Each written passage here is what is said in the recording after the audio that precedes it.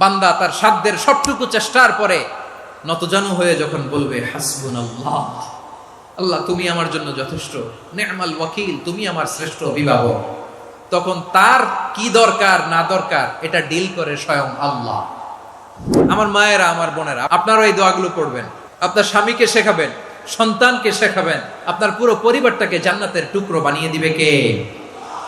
একদল আছে হাই হুতাশ করে, হায় আল্লাহ রে, মোর কি হইল রে, মুই কি হরমু রে, মুই কমবে জামু রে, আছে না নাই? এরকম বিলাপ করতে নিষেধ করেছেন বিশ্বনবী।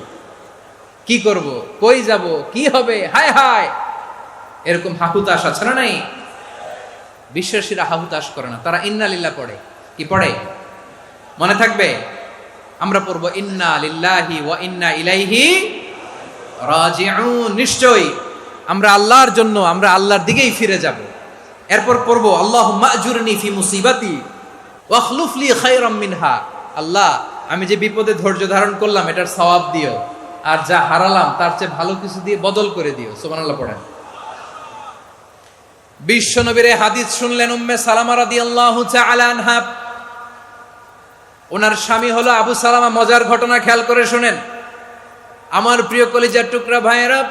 কানগুলো খরগোশের কানের মতো খাড়া করে আমার দিকে তাকান। সাইয়্যিদাতুনা উম্মে সালামা রাদিয়াল্লাহু তাআলা আনহা, ওনার স্বামীর নাম আবু সালামা। শ্রেষ্ঠ দম্পতি, শ্রেষ্ঠ ফ্যামিলি।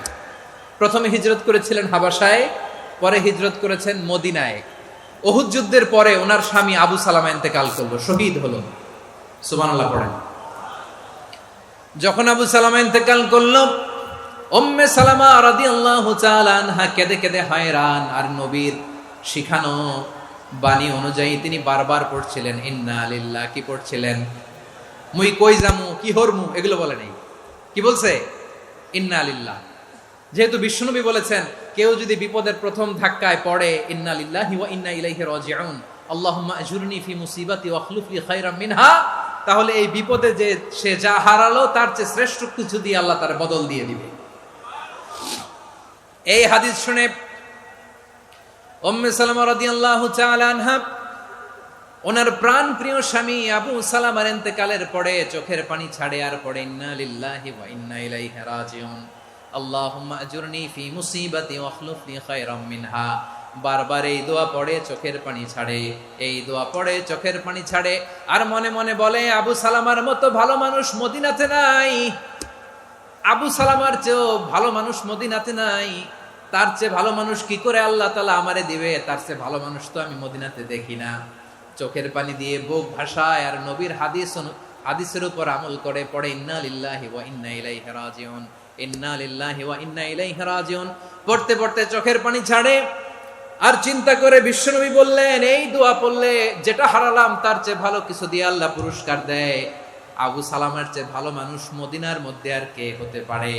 কি আজীব তামাশা, কি অবাক করা ঘটনা। কিছুদিন পরে দেখা গেল সাইয়্যিদুল মুরসালিন রাহমাতাল লিল আলামিন স্বয়ং বিশ্ব নবী উম্মে সালামাকে বিয়ের প্রস্তাব পাঠিয়েছে। স্বয়ং বিশ্ব নবী উম্মে সালামা রাদিয়াল্লাহু তাআলা আনহাকে বিয়ের প্রস্তাব পাঠিয়েছেন। উনি রাজি হয়ে গেলেন, বিয়ে হয়ে গেল, উনি হয়ে গেলেন উম্মুল মুমিনিন, আমাদের মা, পুরো মুসলিম উম্মার মা। চিৎকার করে বলেন আল্লাহু আকবার। তাহলে আমার প্রাণপ্রিয় ভাইয়েরা, বিপদে পড়লে আমরা পড়বো ইন্না লিল্লাহি ওয়া ইন্না ইলাইহি রাজিউন, আল্লাহুম্মা আজুরনি ফি মুসিবাতি ওয়া আখলুফ লি খায়রাম মিনহা। পড়বেন?